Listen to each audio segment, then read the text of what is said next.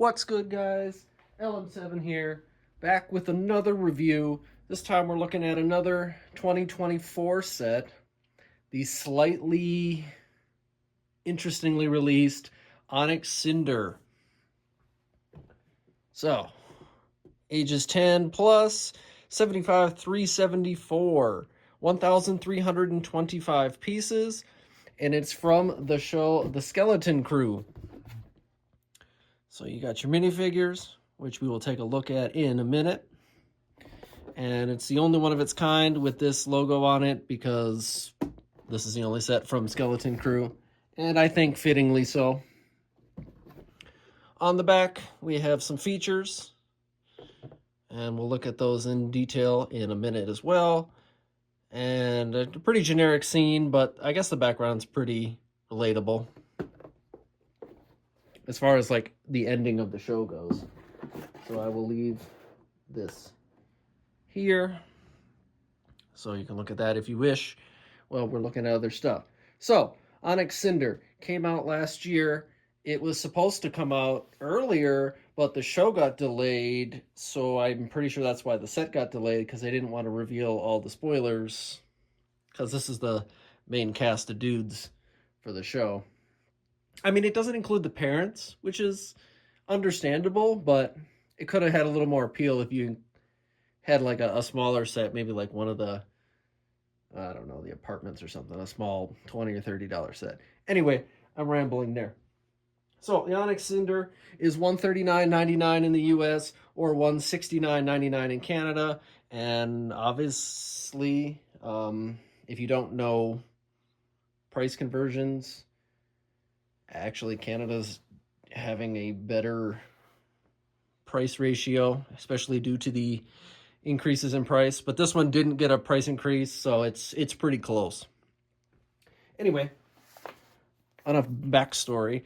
So one instruction booklet for this set, and it's a pretty hefty one this time around. Again, I don't really love the white 3D image. I understand why they do it. It's very clean, but I liked it better when they had the design on it. Just made the books feel more engaging.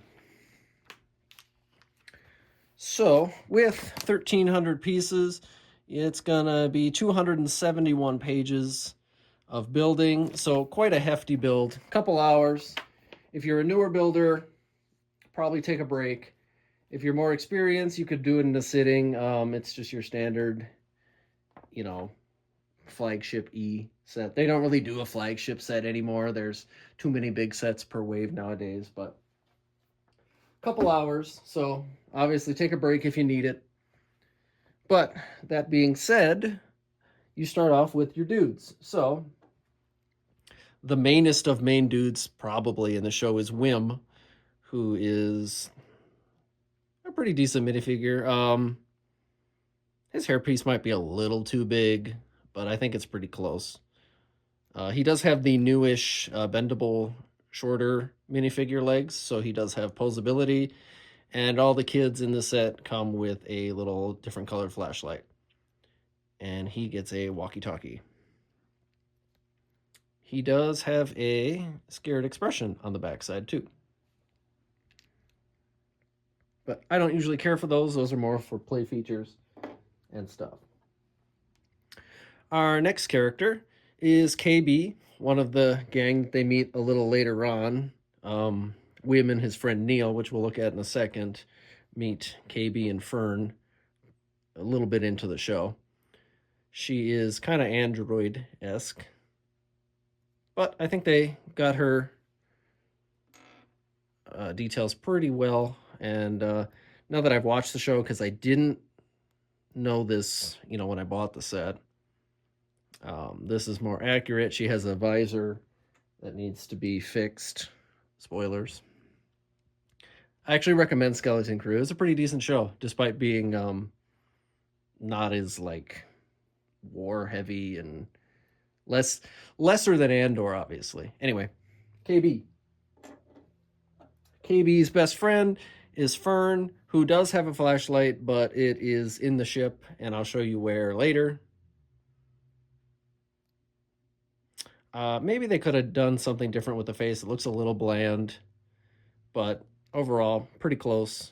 She too has the shorter bendable legs.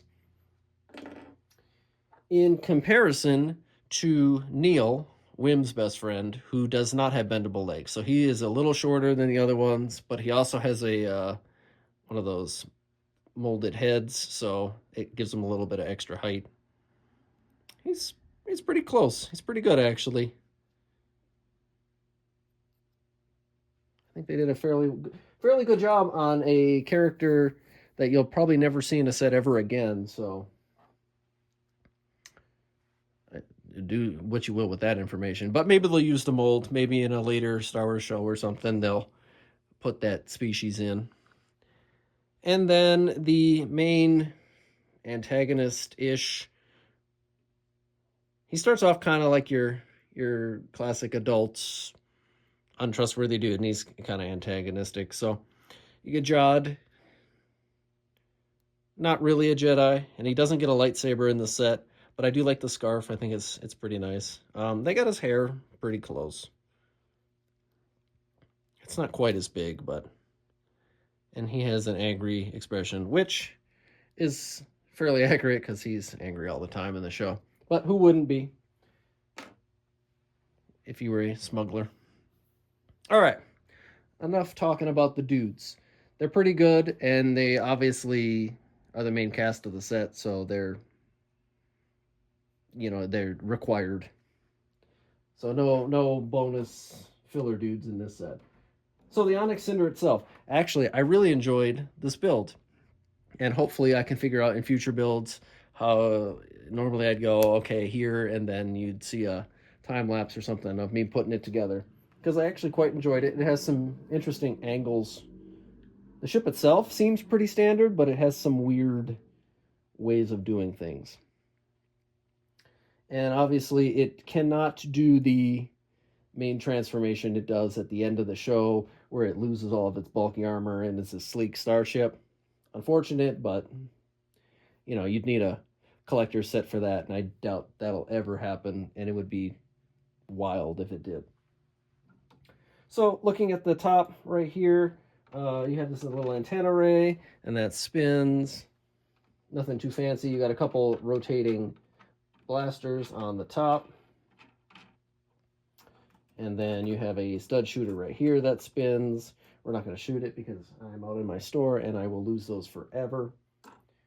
You have a couple shooters all around the ship. 2 here, 2 here, 2 here. This one is locked into place, so it does not spin. But 6 stud shooters is quite a lot, actually. So let us take a look real quick. We'll get a little closer and show some of the detail. I like this angle, and I think they did fairly well on this particular interesting design of where the cockpit's like on the center off to the side. And speaking of that, you can open it up, and there's not too much going on in there. A couple stickers. There is a couple stickers in the set, as you can see here and there, and on the engines, but it isn't terrible. But this is where your pilot goes, and Jod does fit in there. So, as per usual in classic me style, I refuse to make them get rid of their weapon because I will lose it forever. And actually, he just slides in. He doesn't... Oh, does he? So, he does fit in there. And you just close that up, and I didn't put his gun far enough down. There we go. So, he does fit, and there's no, like, windshield piece or anything in this set, so this is a sticker. A little unfortunate, but it is what it is. So, taking a look at the bottom, you can see some of the engine detail and some of the different slope patterns that they did, which I think is pretty cool. This is an interesting way they had to build this to get these weird angles. I don't know. Now that I'm older, I appreciate the little weird things now more than like crazy play features. But I was going to say the landing gear does not go up or down. It's locked into place. And I think it's actually a pretty good use of the garbage can barrel piece there. So on the front, if you pull down this hatch, this opens, And it's just a boarding ramp. There's really nothing in there. This is the interior, which I'll show off in a second. Nothing crazy there, just a little thing. And if we go to the back, there is a section in the back that also opens. It's a double piece, and it has two little barrels, which you have your stuff inside. I don't even remember what I have in here. These are, what do I have? Oh, so these are food rations that they give you. And then in the other one, I think it's, yeah, I put some spare parts. If I can do that, if I can fit spare parts into a set, I do that just because all the time I have spare parts everywhere. Anyway, they just snap nicely on a single stud in the middle, and they just fold inside like that. Realistically, they would slide all over the place, but this is Lego Universe, so just whatever. just deal with it, okay? They're at an angle that would kill a child if the ship moved at all. So anyway, next feature is the sides open too, and this is because of the cockpit here. This little panel is where you put the kids' flashlights. So this is Fern's yellow flashlight, and all four of the other ones fit on this little panel there. They had to use the space a little differently because of the building techniques. So the other side is actually the one that you will go into. And then this panel opens up here. And this panel opens up here. It's not a crazy amount of room, but it's not the worst amount of space. There is 4 little seats for the kids and a little board table on the inside. You can pretend they're playing games or being kidnapped. And there's Jod's, if we can focus, there we go. There's Jod's telescope looking glass there. So now you're gonna agonizingly watch me put these dudes in there. I did it once, and it's kind of a pain just because my hands are a little bigger, so kids will definitely have an easier time. But I find if you kind of, all right, Wimbledorf, come on, buddy. Oh, that's right, they gotta sit. That's right. This is actually really difficult. So it's not the best designed interior you've ever seen. In a perfect world, you'd have it to where you can, okay. In a perfect world, you'd have it where the top comes off so you can actually do stuff. And as you can see, I'm actually really struggling here because I can't see what I'm doing. Oh, aha. You probably just saw my head in the way the whole time, so you saw nothing, but it is a little bit of a struggle. These ones here on the end are a little easier, as I lie to you. Anyway, what did I say? The ship itself, I actually quite like it. And other than its weird, like delayed, people didn't think the set was even going to come out. And then it's just because the show got delayed and then the set didn't come out. I feel it lost some of its hype because it was supposed to, I believe, come out in 2023. And it didn't.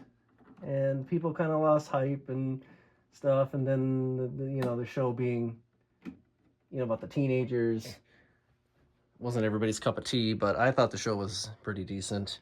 And I do actually like this set. Again, it's another big gray block of a set, but it is what it is. So, did manage to get all the kids inside, thankfully. And one last look, because you'll probably never see the children again. They do all fit. It took way too long for me to do it, but if you have smaller hands than I do, it will be much easier. Also, you know, anything that can go wrong while you're filming will go wrong, obviously.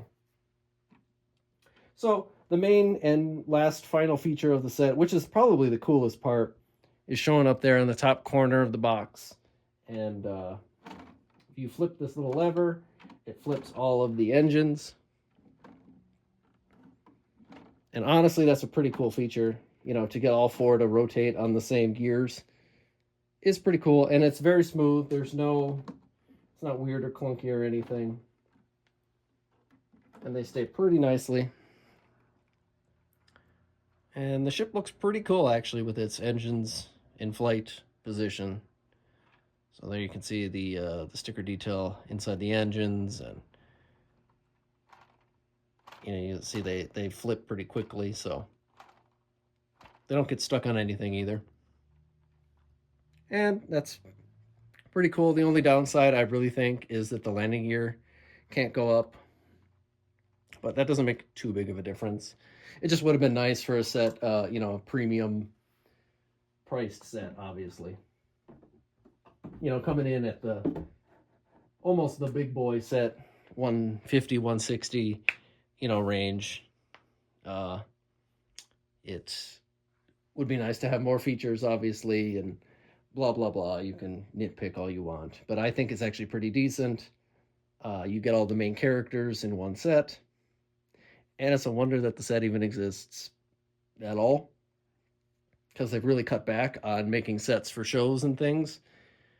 Not that there isn't, because Ahsoka and Andor and The Mandalorian obviously do get sets, but it isn't like it used to be.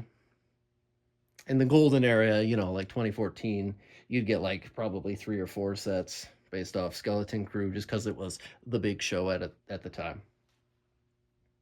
But that's just me rambling about things. Oh, last thing. Not super important, but this is why you know it got delayed, because it still has the black Lego piece border instead of the blue one that came with the 25th anniversary sets, despite it coming out in the 25th anniversary year. So that's your big signal, other than the fact that we know the show got pushed back. So anyway, to wrap up, if you've seen the show and liked it, you know, this is the main ship in the show. You see it all the time, and it has plenty of scenes and all that.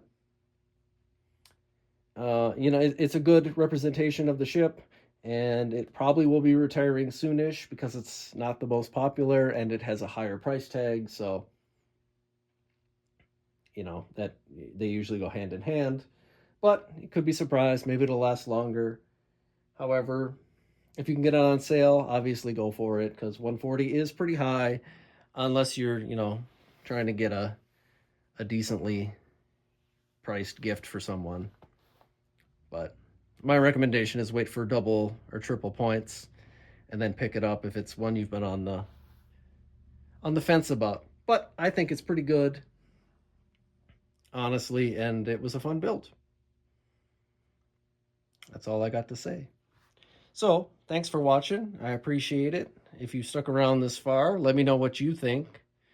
You want more Skeleton Crew sets? They probably won't happen, but you can want them, I suppose. You know, easy to make speeder bikes and stuff like that. Anyway, leave a like, comment, and subscribe and all that fun stuff for all the YouTube funness and numbers and all that stuff that no one cares about anymore. Anyway. And I will see you guys next time. Thanks for watching.